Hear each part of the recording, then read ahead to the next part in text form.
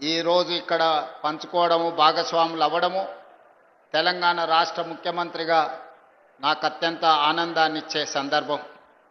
రంజాన్ కేవలం ఒక పండుగ మాత్రమే కాదు, మనకు విలువలను గుర్తు చేసే ఒక పవిత్ర మాసం. ఒక నెల పాటు ఆత్మశుద్ధితో ఉపవాసంతో పరులకు సహకారం అందిస్తూ ఇతరులతో సత్సంబంధాలను పెంపొందించుకోవడమే రంజాన్ యొక్క సందేశం. అలాంటి పవిత్రమైన రంజాన్ మాసం సంవత్సరంగా ప్రతి సంవత్సరం ప్రభుత్వం ఇఫ్తార్ విందు ఏర్పాటు చేయడం, మీరందరూ రావడం సంతోషం.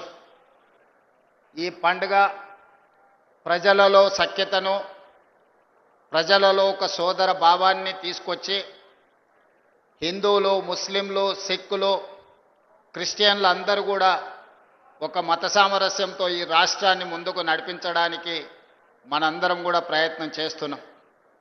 తెలంగాణ రాష్ట్ర ప్రభుత్వం, ముఖ్యంగా మా ప్రభుత్వం మైనారిటీలకు అత్యంత ప్రాధాన్యత ఇవ్వడమే కాకుండా ఇదే ఎల్బీ స్టేడియంలో క్రికెట్ ఆడుకునే ఒక యువకుడిని ఈరోజు మంత్రిగా మొహమ్మద్ అజరుద్దీన్ గారిని ఈరోజు మనం మంత్రిగా నియమించుకోవడం జరిగింది.